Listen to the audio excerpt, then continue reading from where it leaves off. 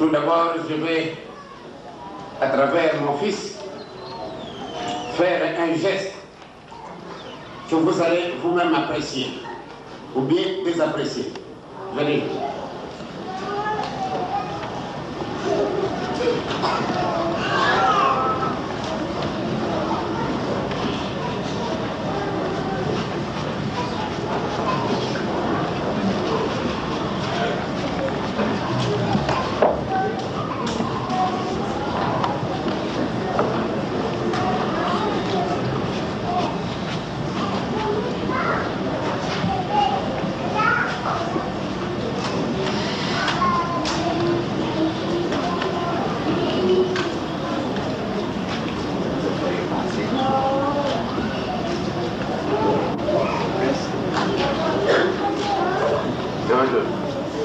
Regardez ce que j'étais en train de faire.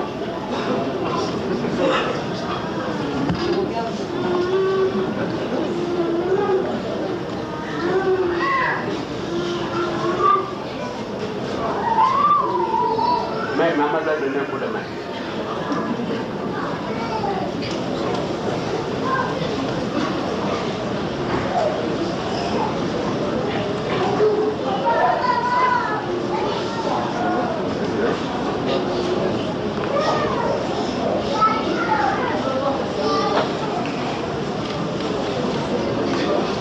Je répète au nom du Père et du Fils et du Saint-Esprit.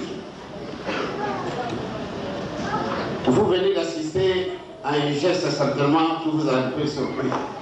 Et vous vous êtes posé des questions, mais pourquoi?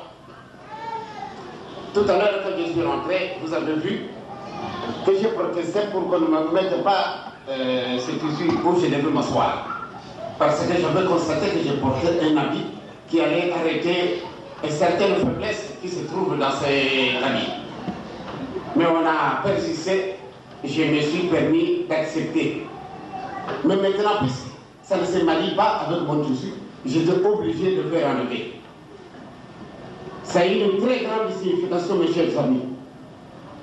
C'est un geste de rien du tout, mais qu'il fallait à tout prix arriver à ce stade-là pour qu'à l'avenir, quelqu'un peut vous dire, n'allez pas là, parce que ce n'est pas notre chemin. Et vous dites, mais non, je vois que là, il n'y a rien. Et vous allez arriver là-bas, vous allez attraper toutes sortes de choses qui vont entacher votre âme. Et jusqu'à nous donner une certaine position négative, comme le révérend pasteur Bénin nous a prêché tout à l'heure. Et la confirmation a été faite par notre doyen. De tous les médecins que nous avons eus à Kinshasa, c'est notre médecin qui était le responsable numéro 1. Et aujourd'hui, il a terminé ses études et nous allons démarrer notre université parce que nous l'avons envoyé en Europe pour qu'il décroche les titres qui lui manquaient. Et maintenant, comme il vient dans Kémy, eh bien, nous sommes tout fiers de vous déclarer que nous pouvons maintenant, grâce à sa présence, nous pouvons démarrer notre université, puisque l'État nous a autorisé d'ouvrir notre propre université. Donc,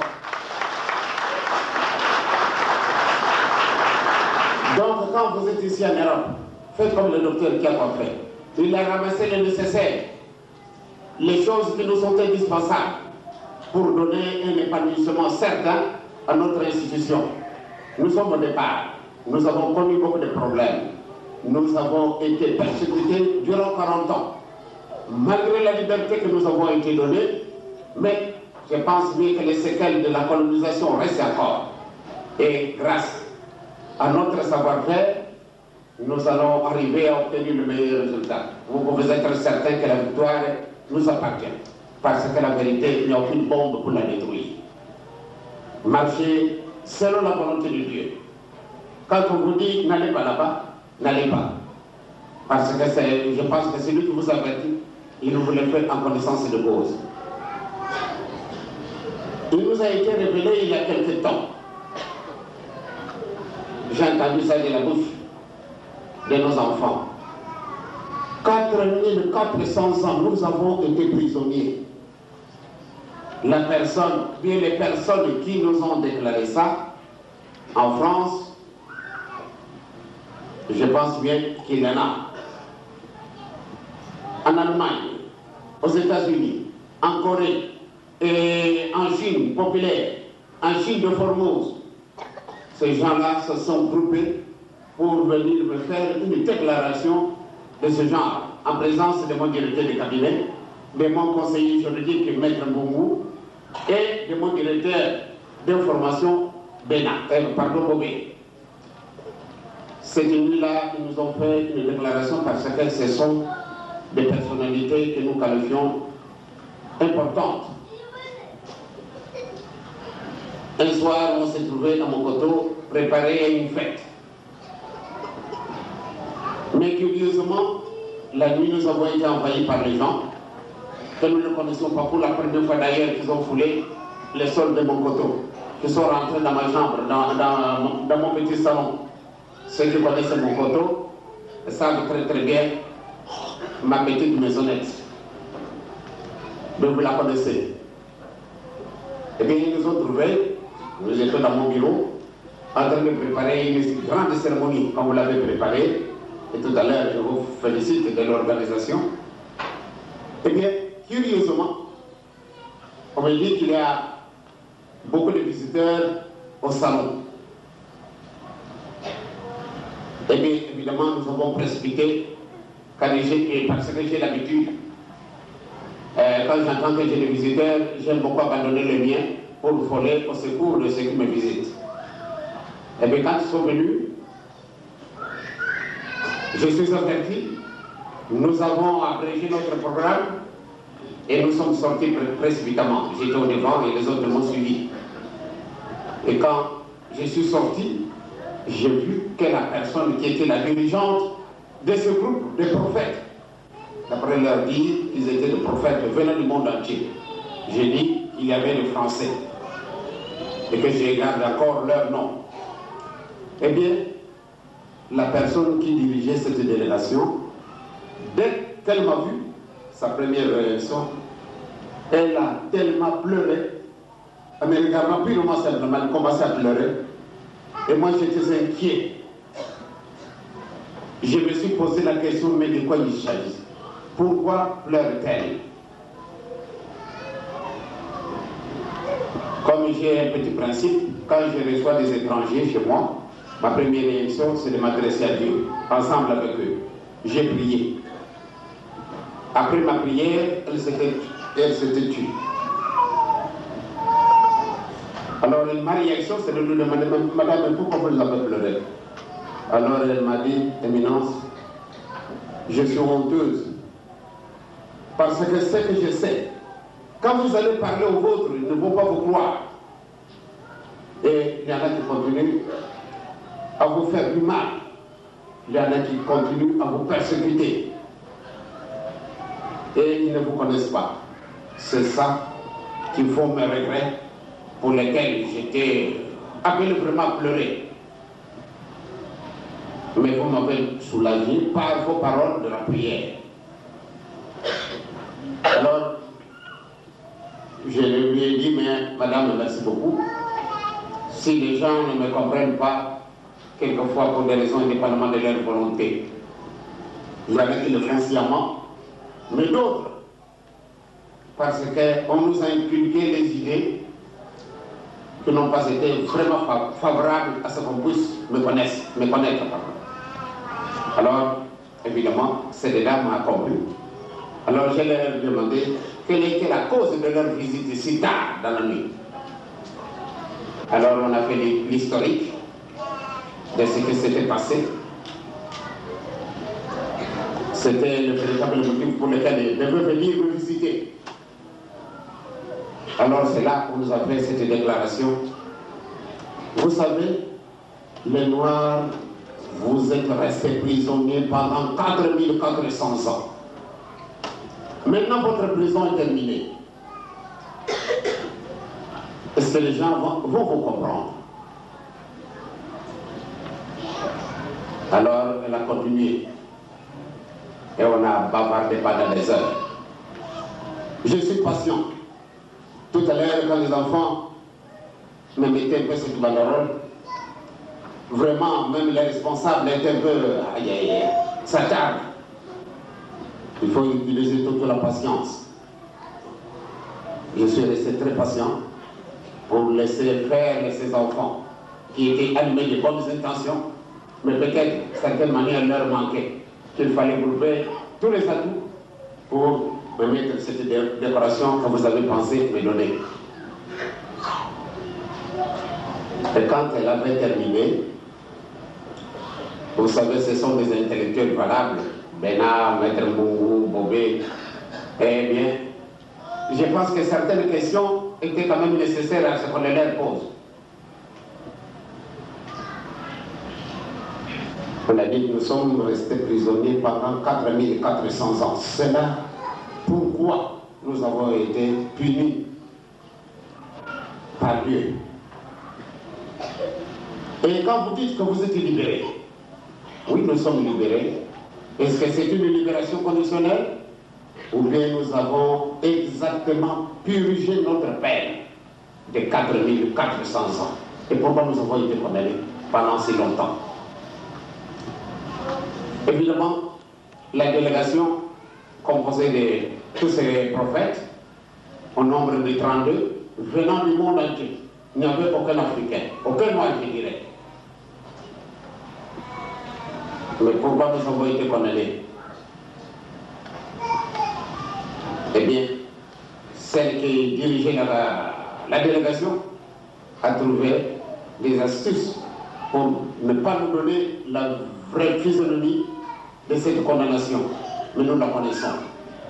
Je vous disais l'autre jour, quand nous étions à notre table, le 12 octobre,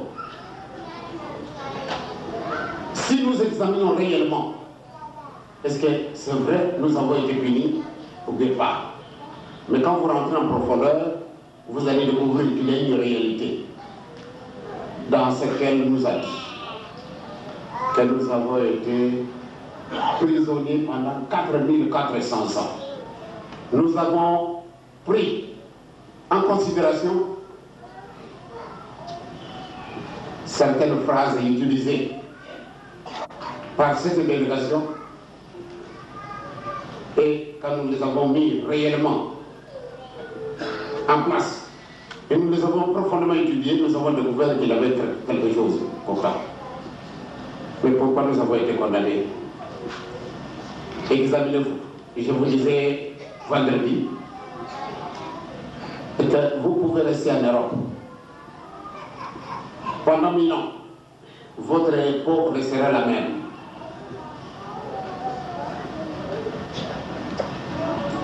Grâce à de nombreux voyages, j'ai beaucoup découvert que certaines choses réellement nous manquent. Nous sommes arrivés en Australie avec mon directeur de cabinet ainsi que ma femme. Et bien là, j'ai trouvé nos frères et sœurs aborigènes. D'ailleurs, immédiatement après avoir été en Australie, c'est ici où nous avons atterri, en 1980. La première réponse, plutôt la première question que j'ai lue en Australie, on descendait de l'avion, on devait remplir les formalités d'usage pour entrer dans un pays donné, rien à faire, il faut certaines formalités. Et bien tout d'un coup, la délégation qui était avec moi dans l'avion, sont des Français, sont des Anglais, sont des Américains. Alors ils sont venus directement parce qu'au moment où on devait attendre jusqu'à terminer les formalités, ces frères sont venus courir derrière moi. Et maintenant, nous voyons vos frères dehors. Mes frères, eh bien, j'ai commencé à être inquiet. J'ai dit, je vais terminer d'abord le démarche. Et que je termine d'abord les formalités avant que je ne prenne le temps d'aller les rejoindre. Oh non, non, non, franchement, si vous faut même demander à votre directeur de laisser, mais vous vous précédez. Ce que j'avais fait, nous sommes partis avec ma femme, nous trouvons 4 noirs. À Melbourne, 4 noirs. Le 12 mai 1980, à 7h15 du matin que nous sommes arrivés là. Eh bien, réaction de ce petit groupe de 4 personnes, dès qu'ils m'ont vu commencer à pleurer. Je vis réellement, puisque j'avais un patron qui disait, voilà, nous cherchons son éminence. Je me suis présenté, c'est moi. On me regarde, il avait un vieux de 75 ans. On me regarde. Quand je me suis présenté, c'est moi. On me regarde et on me dit, non, ce n'est pas vous. Vous êtes trop jeune pour être le fils de Papa Simon Kimbangu.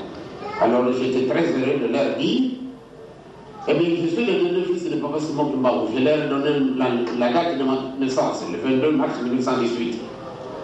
Réaction, le vieux regarde, il dit, non, ce n'est pas vous. J'ai dû prendre ma carte d'identité. J'ai présenté dès qu'il a lu, alors il commençait à pleurer.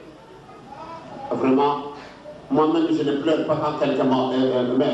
Je ne pleure pas. Mais ce jour-là, j'ai eu des émotions.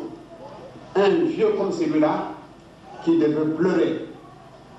Et les 3 autres l'ont accompagné. À un moment donné, moi je ne pouvais pas me contenir, je versais des larmes. Et ma femme me voyait papa pleurer. Allez, il s'ajoute. Donc, et à 4, et nous deux, eh bien, nous avons conjugué les efforts ensemble. C'est-à-dire que j'ai pleuré comme eux, parce que j'étais tellement émotionné. Par après, je me suis ressaisi, je leur ai dit, mes chers frères, je suis vraiment le fils de Papa Simon Kimbangu. Je voulais leur présenter la main, non. Ils ont refusé.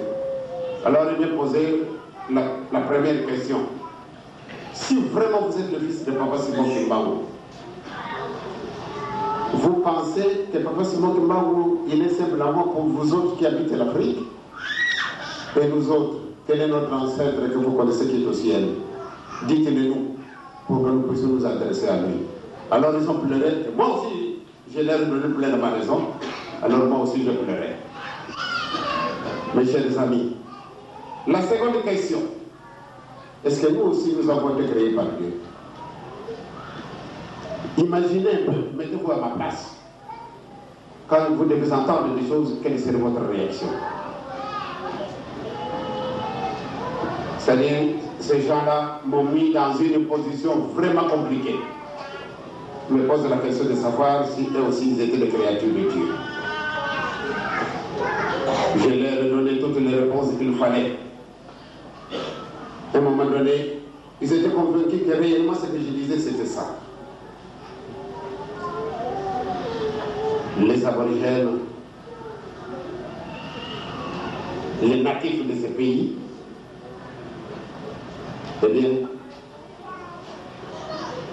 jusqu'à aujourd'hui, parce qu'ils semblent être oubliés, personne ne s'occupe d'eux.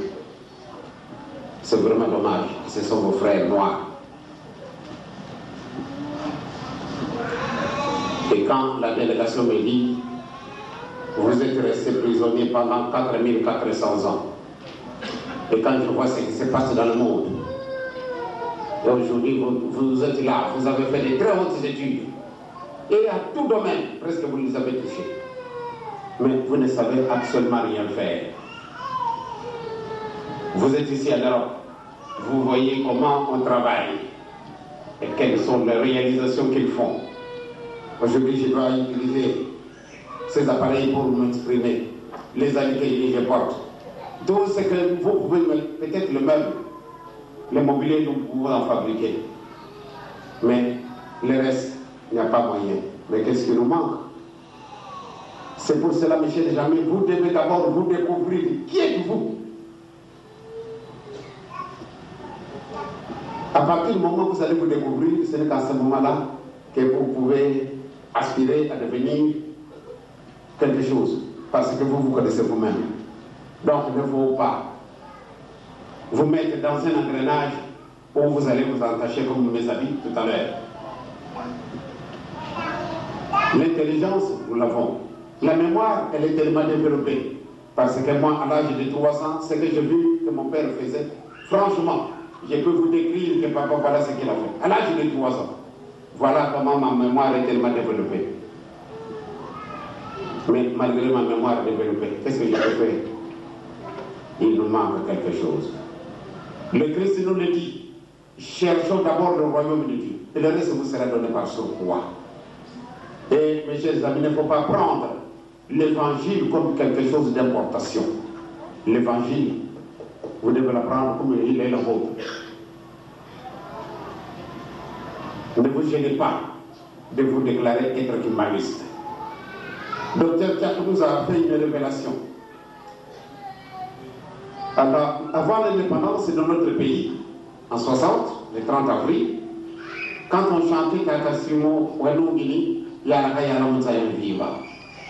Mais nous avons connu des situations catastrophiques. Beaucoup qui ont été, je peux dire, tués parce qu'ils ont chanté, on a dit, mais qu'est-ce que vous êtes en train de dire? Détrompez-vous. Vous continuerez à vous faire persécuter parce que nous ne voulons pas voir une institution de la création nègre. Et aujourd'hui, vous êtes en France. Et vous êtes en train de jubiler. Vous chantez le nom de Papa Simon Kimbangu. La France vous accepte de vous installer ici. Eh bien, je pense bien que si on avait combattu Papa Simon Kimbangu, parce qu'on a vu en lui quelque chose. Et quand je me trouve à côté du révérend pasteur Martin Maurice, un Belge, devenu notre pasteur, pour moi, c'est une grande victoire. Vous trouvez ici en France, que ce soit en Suisse, ou bien en Angleterre, ou bien en Allemagne, ou bien au Portugal, ou bien en Espagne, ou bien partout ailleurs, eh bien pour moi, c'est une victoire.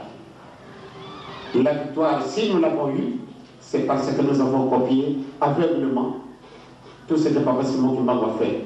Nous nous sommes réunis à notre plus simple expression.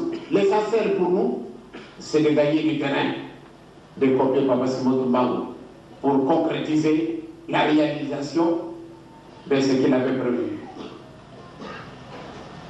En 1921, Papa nous disait, vous souffrez de la persécution, ne vous en faites pas.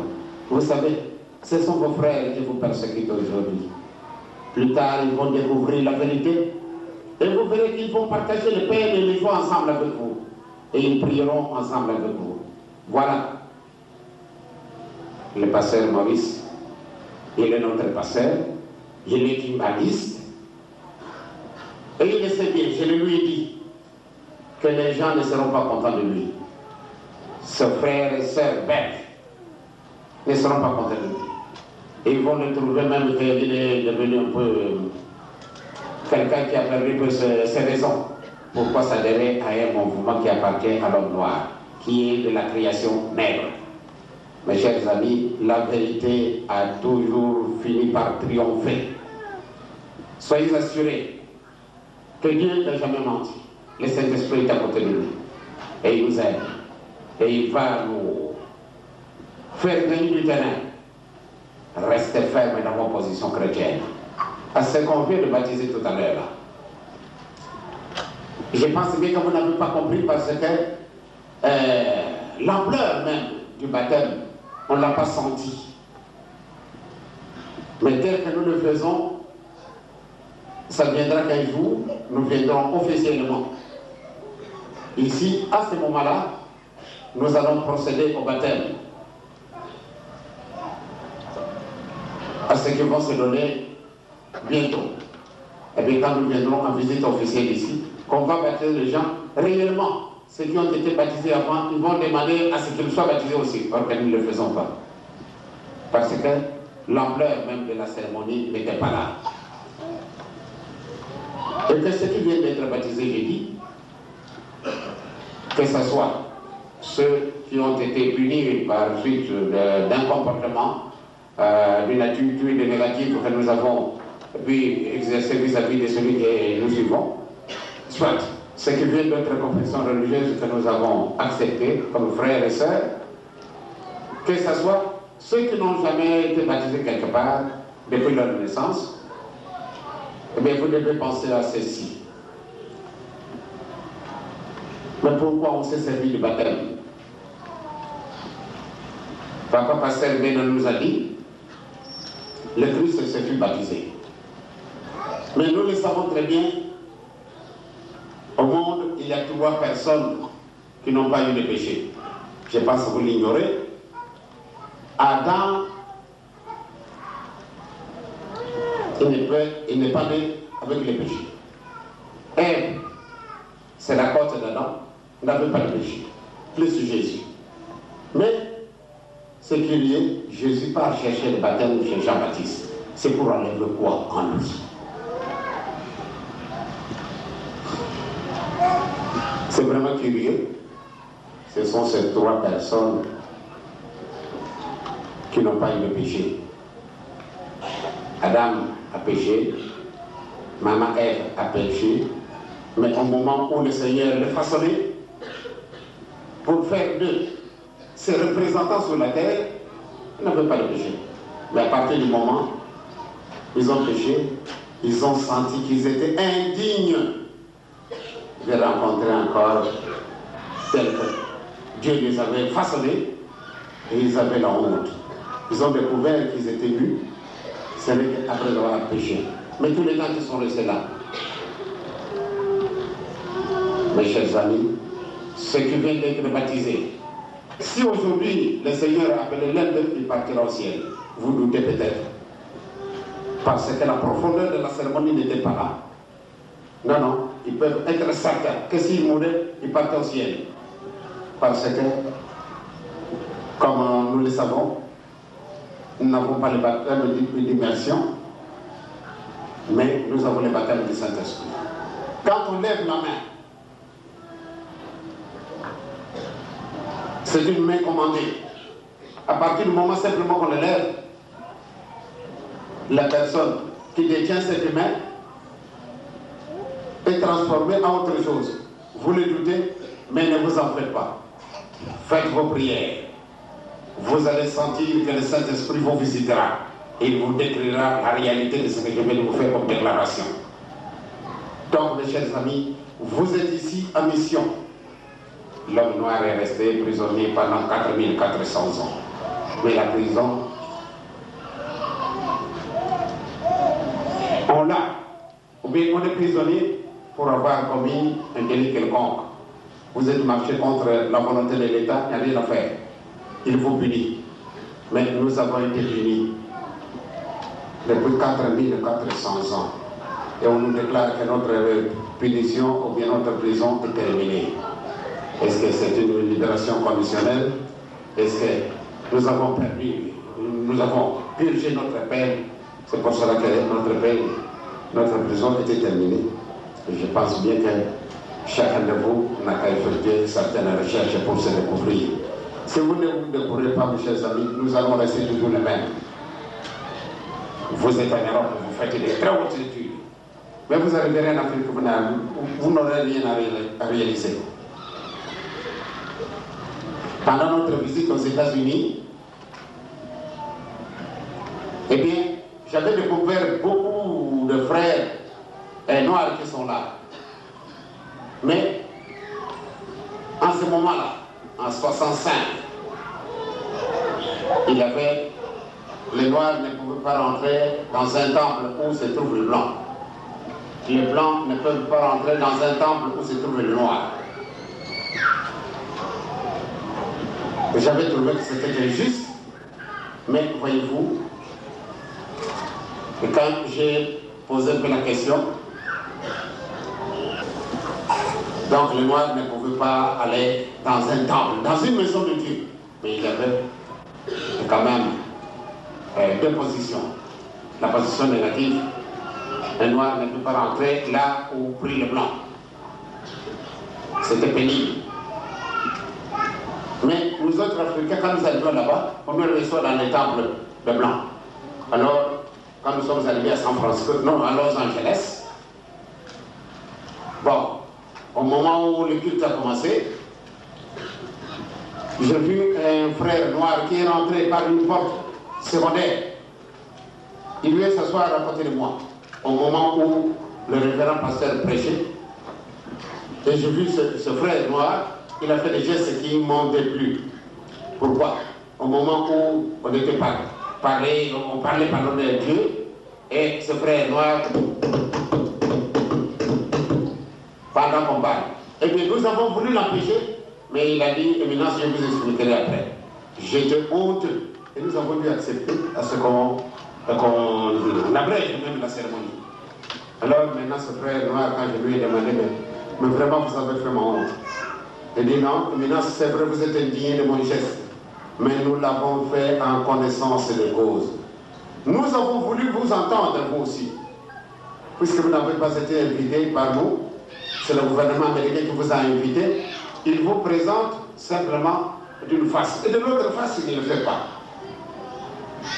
Pourquoi on doit vous inviter dans un temple où se trouve simplement le blanc? Vous êtes la carte. Pourquoi dans un pays comme l'Amérique, où il y a des millions de Noirs, pourquoi on n'a pas voulu nous associer pour que nous puissions vous écouter aussi? Et j'ai cherché par tous les moyens. Donc j'ai dû casser une porte là-bas pour me permettre de vous attendre ici. Et je suis venu faire le bacard, mais expressément, parce que ces gens ne nous acceptaient pas. Nous qui habitons l'Amérique.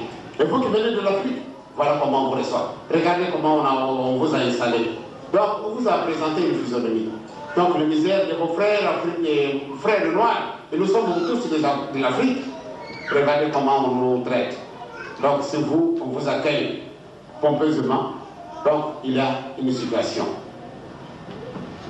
Nous, on nous refuse, nous sommes des noirs comme vous, on nous refuse. Vous venez de l'Afrique, on vous accepte. Papa, imaginez vous-même. Alors il a tapé encore sur la table, j'ai dit merci beaucoup, je vous ai compris. Et il est sorti. Voyez-vous, donc il nous manque quelque chose. Et nous devons le chercher. Et il y a moyen de le découvrir. Nous sommes la seule institutionnelle qui a franchi les océans. Vous pouvez porter votre uniforme tel que vous le portez. Allez n'importe où. On sait très bien que vous êtes kimbanguiste.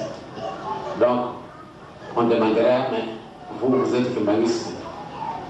Quelles sont les positions que nous autres, nous devons suivre pour être des kimbanguistes comme vous? Eh bien, si réellement vous vous comportez mal, vous donnez du scandale. Donc, comportez-vous bien.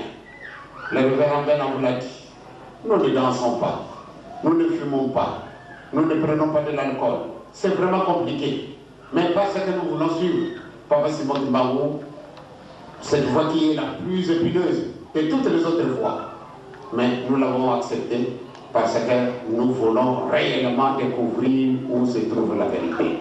Donc, je dis encore une fois, la vérité, il n'y a aucune bombe pour la détruire. Nous allons continuer à nous développer si vous suivez les trois principes que je vous ai donnés. L'amour doit être un amour sincère. La garde, le 10 commandements de Dieu. Et Jésus nous dit, je ne suis pas venu pour enlever ni ajouter ce que papa ou bien Dieu a donné à Moïse. Ça reste valable et ça restera valable éternellement. Appliquons-le. Appliquons-le. Nous allons découvrir les réalités. Tout à l'heure, là, j'ai suivi un cantique. Je pense que la chorale fraternelle. Le premier cantique que vous avez chanté, si vous voulez répéter ça. Le premier, parce que vous avez chanté deux, mais le premier.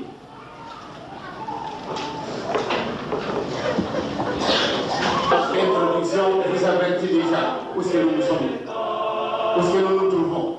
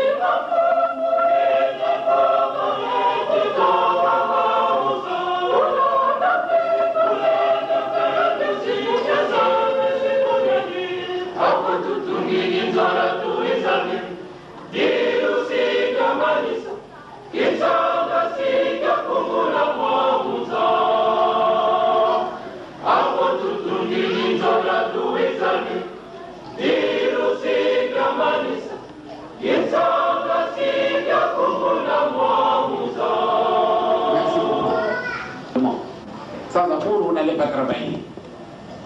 Donc nous ne sommes pas là pour nous éterniser.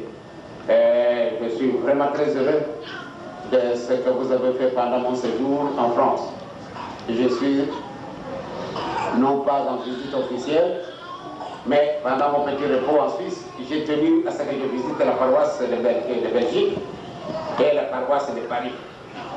Eh bien, nous sommes contents de ce que vous avez pu faire pour rendre mon séjour ici en France agréable. Je suis encore là pour quelques jours. Mais quand je serai de retour de mon voyage que je vais effectuer en Israël, parce qu'en Israël, je vais normalement, chaque année, je devais être là. Parce que depuis 1961, le gouvernement israélien m'avait associé à quelque chose de tellement important que moi-même j'avais réclamé que j'étais incapable ou bien j'étais indigne. Mais on a insisté. Je suis membre pour la reconstruction de l'ancienne ville de Jérusalem. Donc comme tel, normalement chaque année je devais aller. Parce que cette construction n'est pas simplement matérielle mais spirituelle aussi. Eh bien, on a vu qu'il fallait à tout prix je m'en aille. Mais ces derniers temps, je n'ai plus été. Mais cette fois-ci, j'ai donné suite favorable à leur invitation. Donc, quand je reviendrai ici, eh bien, certainement, je vais rester tout le mois, rien qu'en France, pour que je puisse m'entretenir convenablement avec vous. Si aujourd'hui, vous trouvez que mon temps est tellement court, vous regrettez, chacun de voir un problème particulier, mais n'oubliez pas que je suis en repos. Je suis en repos, et comme tel, j'ai abusé un peu parce que, voyez-vous, on m'a dit, ah, n'allez pas en France, n'allez pas en Belgique. Mais j'ai dit, je ne pars pas pour faire un travail géant, mais je voudrais aller visiter le frère et sœurs qui ont accepté de suivre le papa Simon Kimbangu, le chemin le plus épineux. Et quand nous reviendrons ici, réellement, il y aura une véritable réforme de notre Église. Vous allez connaître un peu certaines positions qui n'ont jamais été publiées jusqu'à présent. Mais quand je reviendrai ici, si c'est possible, le mois prochain, ou bien décembre, ou bien janvier, ou bien février, je me verrai. Alors je resterai longtemps ici. Sinon, encore une fois, mes chers frères et sœurs, je vous remercie de l'accueil et de toutes les facilités que vous m'avez accordées. Merci.